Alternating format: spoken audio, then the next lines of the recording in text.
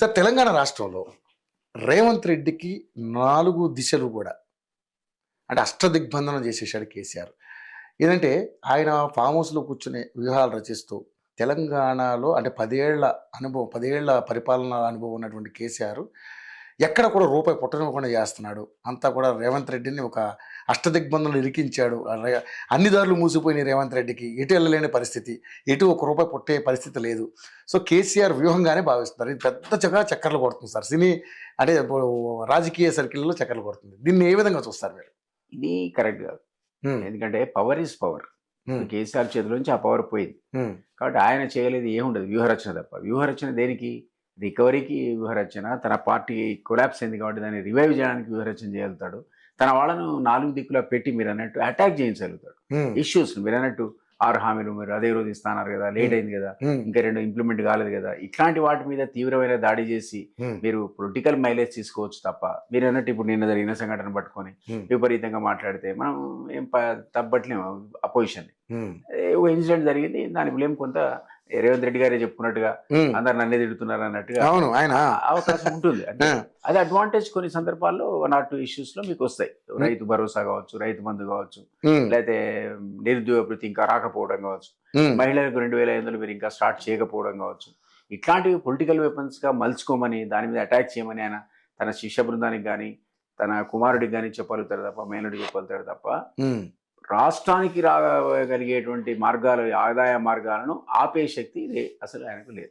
అనే కాదు ఎవరికి ఉండదు. It's not possible. పవర్ మార్చి అంటే 10 ఏళ్ల అధికారంలో ఉన్న కేసీఆర్ కి అన్నిటి మీద ఒక అవగాహన ఉంది. అందరినీ తొక్కిపెట్టి ఉంచారు. ఎవరిని కూడా మీరు రేవంత్ రెడ్డికి సపోర్ట్ చేయకండి అని కంపెనీలు కూడా ఆపుతున్నాడు అనేది ఒక ప్రధానమైనటువంటి అంటే బాగా చక్కర్లు కొడుతుంది సార్. సాధ్యపడదు అంటున్నాను. ఎందుకంటే ఎప్పుడు అధికారం వైపే ఇండస్ట్రీ ఏదైనా ఉంటుంది. మామూలు పరిశ్రమైనా, మీ సినిమా పరిశ్రమైనా, మరో పరిశ్రమైనా ఖచ్చితంగా బ్యాంక్ ఎవరైనా సరే వ్యవస్థలో అందరూ కూడా అధికారం వైపే పరిగెత్తారు తప్ప అధికారం లేని వాడి దగ్గరికి పరిచయం ఉంటే పోతారు, పలకరించి వస్తారు. అవసరం అనుకుంటే రేపు పొద్దున ఎలక్షన్ నిలబడితే అంతమంది 10 రూపాయలు ఇస్తే ఈరోజు 2 రూపాయలు ఇస్తారు ఫండింగ్ కూడా. అంతే తప్ప ఆయన చెప్పింది వినరు. అధికారులు లేడు కదా. అట్లా ఉంటే మరి ఆ 10 మంది పోవద్దు కదా. ఎవరి సంగతో ఎందుకు 39 10 మందిని పాప ఆయన కంట్రోల్ చేసుకోలేకపోయాడు కదా. కోర్టు ద్వారా ఆపాడు మిగిలిన వాళ్ళని. కోర్టు ఆర్డర్ ఇప్పుడు స్పీకరే సుప్రీం అని వచ్చింది. మిగిలిన 29 మందిని మీరు ఇప్పుడు ఆపలేరు. రేపు మాపు అందులోంచి మళ్ళీ 5 10 మంది వెళ్ళిపోతారు. సో తన పార్టీలో ఉన్న వాళ్ళనే కట్టడి చేసుకోలేని వాడు ఇతరుని ఎట్లా కట్టడి చేస్తాడు? ఆదాయ మార్గాలు కానీ మరో మార్గాలు కానీ మూసేస్తాడు అని హెల్ప్ చేయకుండా చేస్తాడు. సాధ్యపడే విషయం కాదని చెప్తున్నాను. సాధ్యపడదు. ఓన్లీ మా తప్పులను ఒక అస్త్రాలుగా వాడుకోవడంలో కొందరు ఫెయిల్ అవుతారు. ఈయన సక్సెస్ కాబట్టి సక్సెస్ అవుతారు. Definitely accept. వ్యూహకర్త అనే విషయంలో అనుమానం లేదు. అతను దాని చాకచక్యంగా ఒక్కొక్క అంశాన్ని బ్రహ్మాండంగా వాడుకోగలుగుతాడు. చిన్న దాన్ని కూడా అవుట్ ఆఫ్ ప్రపోర్షన్స్ బ్లో చేయగలుగుతాడు. అది సాధ్యపడుతుంది తప్ప రాష్ట్రానికి వచ్చే ఆదాయ మార్గాలు మూసివేయడానికి ఆయన ఇంపాసిబుల్. ఓకే. అంటే మన చాలా మంది మనకు దగ్గరకు వచ్చినటువంటి పొలిటికల్ ఇండస్ట్రీ కావచ్చు, రకరకాల బయట నుంచి కూడా మన రాజకీయ సర్కిల్స్లో మనకి వినపడుతూ ఉంటాయి కదా, సర్క్యులేట్ అవుతూ ఉంటాయి బాగా. సో ఇలాంటి అంశాలన్నీ నిజంగానే ఒకవేళ కేసీఆర్ గారు రేవంత్ రెడ్డిని ఆ రకంగా ఏమన్నా బ్లాక్ చేస్తున్నాడా అనేది ఐ డోంట్ బిలీవ్. ఓకే. నేను ఆయనతో చాలా కాలం పనిచేశారు కాబట్టి ఓకే, మీకు ఇంకా ఎక్స్పీరియన్స్ ఉంది ఆయనతో. సాధ్యపడదు. ఇవన్నీ చేస్తాడు, రకరకాల యుక్తులు కుయుక్తులు, అందులో అనుమానమేం లేదు. కానీ అవి ఇట్లాంటివి మా తప్పులు ఎవరు ఉంటే ఇట్లాంటి సంఘటనలు మా చేతిలో మా ప్రేమేం లేకుండా జరిగే సంఘటనలు ఏమన్నా అడ్వాంటేజ్ తీసుకెళ్తాడు. ఇతర పార్టీల కంటే ముందుగా పసిగట్టి దాన్ని క్యాప్చర్ చేయగలుగుతాడు. ఇగో ఈ అంశం మనకు పనికి వస్తుంది, కమాన్ రేపటి నుంచి మీరు అటాక్ చేయడం చెప్పగలుగుతాడు. అట్లాంటి వ్యూహాల వల్ల కొద్దిగా ఇబ్బంది పడుతుందేమో ప్రభుత్వం. కానీ మిగిలిన మార్గాలు, ఆదాయ మార్గాలు ఇట్లాంటి వాటిని ఆయన మూయలేడు. అది సాధ్యపడే పని కాదు ఎవరికి కూడా, కేసీఆర్ కాదు. ఓకే. సో మరి ఏం సార్ కేటీఆర్ గారు అరెస్టేషన్ ఏంటి, ఏం మీ అభిప్రాయం ఏంటి? అన్నాడు ఆయన అరెస్ట్ చేయండి చూస్తారు దమ్ముంటే. ఆయన రెడీగా ఉన్నాడు, అది కాదు కదా. కానీ మళ్ళీ తర్వాత స్టాండ్ మార్చాడు కదా. ఏం చేసినా అరెస్ట్ చేస్తారు నన్ను, అది వేరు అంటున్నాడు. అట్ ద సేమ్ టైం దమ్ముంటే రండి అరెస్ట్ చేయండి చూస్తారు, రెడీగా ఉన్నాడు అన్నాడు. అది నువ్వు చెప్పేదే ఉంది, చెప్తే చేయరు కదా. అయినా సబ్స్టాన్షియల్ గా ఎవిడెన్స్ ఉంటే తప్ప సాధ్యపడదు. ఇప్పుడు రేవంత్ రెడ్డి గారికి విపరీతమైన కోపం ఉంది గతంలో, మనందరికీ ఉంది, మాకుంది. మేము అసలు ఆ పార్టీ బీజేపీ నుంచి వదిలిపెట్టి వాళ్ళతో సాధ్యపడదు కేసీఆర్ కొట్టం అనుకున్న తర్వాతనే కాంగ్రెస్కి వచ్చాం. ఇప్పుడు ఆ రోజు చూస్తే ఈయన ఒక్కడు తప్ప ఎవరు కనపడలే. ఈయన ఒక్కడే అద్భుతమైన ఏది ధీటుగా ధీటుగా నలుగురున్నారు ఆ పార్టీలో. ఏది కేసీఆర్, కేటీఆర్, హరీష్ రావు, కవిత. వాళ్ళ భాషణ ఏది ఉంటుందో స్పీచెస్ దాని ధీటుగా ఎదుర్కొనే వాళ్ళు అందరికంటే పాపం ఈయన టాప్ ర్యాంక్ లో ఉన్నాడు ఆ రోజు. రేవంత్ రెడ్డి కనపడి అందరూ ఇటు వచ్చారు, మైగ్రేట్ అయ్యారు. వచ్చి దానివల్ల రిజల్ట్ కూడా వచ్చి 5-10 సీట్లు ఎక్కువ రావడం, మేము అధికారులకు రావడం సాధ్యపడింది కదా.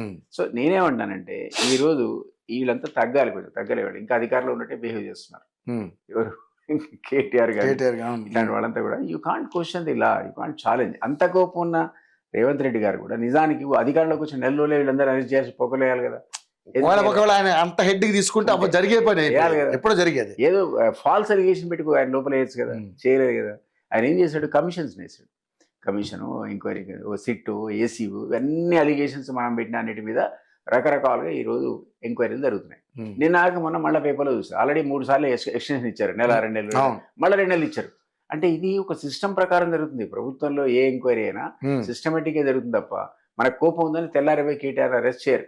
నువ్వు ఈ రోజు నన్ను ఏమంటే చేయడానికి వీలుండదు. హైడ్రాగన్తో తొందరపడ్డట్టుగా ఈ విషయంలో తొందరపట్ల కాస్త కూర్చో అందరూ కొంత మరి అనుకున్నాగా కొద్దిగా డీటెయిల్డ్ ఏది మూసీకి సంబంధించి డీటెయిల్డ్ ప్రాజెక్ట్ రిపోర్ట్ చర్చలోకి రాకముందే, డిపిఆర్ లేకుండా అది అసెంబ్లీలో పెట్టకుండా మనం కొద్దిగా ముందు పోయినందుకు దానివల్ల మనకు ప్రైజ్ పే చేయాల్సిన పరిస్థితి వచ్చింది. హైడ్రా కూడా కొద్దిగా తొందరపడ్డారు కొద్దిగా అని మనం అనుకున్నాం. ఎందుకంటే దానికి చట్టబద్ధ లేదేమో అని అనుమానం తర్వాత వచ్చి అది తీసుకుని అసెంబ్లీ ఆర్డినెన్స్ పెట్టి ఆడియన్స్ ద్వారా పవర్ క్రియేట్ చేసినాకనే ఇప్పుడు మళ్ళీ వాళ్ళు స్లో డౌన్ అయ్యి యాక్షన్ ప్లాన్ డీటెయిల్ గా డ్రా చేసుకుంటున్నారు. ఈ రెండింటి వల్ల కాస్త మనం తొందరపడ్డా అనేటువంటి ఆలోచనలో ప్రభుత్వం ఉన్నట్టు. సార్ ఇక్కడ ప్రధాన ఒక్క విషయం ఏంటంటే అది ఏమంటే ఆ కారణం చేత ఇన్ని ఎంక్వైరీలో కూడా లాజికల్ కంక్లూజన్కి వచ్చి ఎస్ వీళ్ళు దోషులే అని ఇవన్నీ చెప్తే తప్ప అది జస్టిస్ ఘోష్ కమిషన్ కావచ్చు, ఎలక్ట్రిసిటీ మీద వేసిన కమిటీ కావచ్చు, లేకపోతే ఏసీబీ ఎంక్వైరీ చేసేటువంటి కేసులు కావచ్చు, ఏదైనా అన్ని నిర్ధారణకు వచ్చినాయని మొన్న గనక ఫార్ములా రేసింగ్ లో అదే మన కేటీఆర్ అదే కదా, అందులో అతను తప్పు చేసడానికి నిర్దిష్టమైనటువంటి ఆధారాలు దొరికిన తర్వాత వాళ్ళు రిపోర్ట్ ఇచ్చి గవర్నర్ కు అప్పుడే ఫైల్ పోయింది. Just like that case Revanth Reddy కోపం ఉంటే తెల్లారే అరెస్ట్ అయ్యేవాళ్ళు, 9 జైలుకి పోయేవాళ్ళు. ఎందుకు పోలే, దానికి పద్ధతి. ఎందుకంటే అల్టిమేట్ గా ఈ కేసు అయినా ఆ కేసు అయినా ఎవరి దగ్గర పోవాలా, మెజిస్ట్రేట్ దగ్గర పోవాలి. మెజిస్ట్రేట్ మీరు కన్విన్స్ చేయాలి కదా, చేసినే కదా ఈ కేసు ముందుకు పోయి రేపొద్దున వాళ్ళు మన దోషులు వాడిని ప్రూవ్ చేస్తే జైలుకు పోతారు తప్ప, లేదా అంత రిలీజ్ అవుతారు అధికారులకు మొట్టికాయలు వేస్తాడు మెజిస్ట్రేట్. అరే ఎందుకే అన్నెసరిగా హెరాస్ చేసావు, బుద్ధి ఉందా, ఎందుకు అరెస్ట్ చేసావు అని అడుగుతాడు. అధికారులు దానికి రెస్పాన్సిబుల్. కాబట్టి అట్లా ఎవరు చేయరు. కాబట్టి నువ్వు రేపు నన్ను అరెస్ట్ చేసి దమ్ముంటే అంటే అది జరిగే పని కాదు. దానికి ఆధారాలు ఉన్నటువంటి ఈ కేసులో ఇప్పుడు ఆయన అరెస్ట్ చేయొద్దని ఆయన ఎందుకు పోయావు కోర్టుకి? మరి రాన్నవాడివి కోర్టుకి ఎందుకు పోయావు? స్క్వాష్ పిటిషన్ ఎందుకు వేసావు? 10 రోజులు రిలీఫ్ తెచ్చుకున్నావు. ఇప్పుడు పోలీస్ నోటీస్ 10 రోజుల వరకు అరెస్ట్ చేయడానికి ఎందుకు తెచ్చుకున్నావు? మరి రాత్రి దమ్ముంటే అరెస్ట్ చేయన్న వాడివి అప్పుడే కూరుకొని అరెస్ట్ చేయను నువ్వు. ఇప్పుడు 10 రోజులు టైం తెచ్చుకుంటు. ఈ 10 రోజుల వరకు మేము చేయడానికి వీల్లేదు కదా. ఈ ఎంక్వైరీ ఈ రోజు ఆయన ఎవరు ఇచ్చారు ఆర్డర్? పోలీసుకు సహకరించమని ఆర్డర్ ఇచ్చారు. ఇన్వెస్టిగేషన్ లో వాళ్ళు అడిగిన విషయాలని చెప్పమన్నారు. ఇదంతా అయిపోయిన తర్వాత అయినా సరే ఇతను అరెస్ట్ తప్పదని పోలీసు అనుకుంటే 10 రోజుల తర్వాత అరెస్ట్ చేసే అవకాశం కూడా ఉంటుంది. అట్లా సిస్టమేటిక్ గా లీగల్ గా మనం పోవాల్సింది తప్ప భయం ఉంది కాబట్టి ఆయన కోర్టుకు పోయాడు.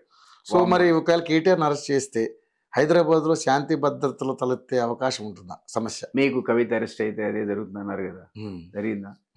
ఎవరు ఎక్స్పెక్ట్ చేయాలంటే ప్రశాంతత ఉండేది. ఇదే అంతే అవుద్ది. పబ్లిక్ ఏం సంబంధం అండి, మీరు మళ్ళీ ఆర్గనైజ్డ్ క్రైమ్ చేయాల్సిందే. మనం కనుక అంటే ఉసుగులిపే కార్యక్రమం ఇది ఏం చెర్ల లగిచర్ల కేసులో రైతులు అసలు ఇన్నేళ్ల మన ఇండిపెండెన్స్ లో మన రాష్ట్రమే చూసుకున్న 56 నుంచి ఇప్పటిదాకా ఎప్పుడన్నా రైతులు పోయి కలెక్టర్లు మీద రాళ్ళేసి కాళ్ళు పడగొట్టిన సందర్భం మీరు చూసారా? చూడాలి. ఎవరికి సాధ్యపడదు, సాధ్యపడదు. ఆర్గనైజ్డ్ క్రైమ్ అది. అట్లా మీరు ఆర్గనైజ్డ్ క్రైమ్ గా ముఠాలు తయారు చేసుకుని, గుండాలు తయారు చేసుకుని అక్కడ ఇక్కడ కావాలని కాలబెట్టి లా అండ్ ఆర్డర్ సిచ్యువేషన్ మీరు క్రియేట్ చేస్తే మనం చెప్పలేం. కానీ మామూలుగా జనం అదైతే పక్క బిఆర్ఎస్ చేయించింది. ఏది మరి ఎట్లా పోతారా మీరు? ఏమన్నా నేను ఎప్పుడు చూడలేదు. అసలు అధికారుల మీద ఎందుకు పోతారు?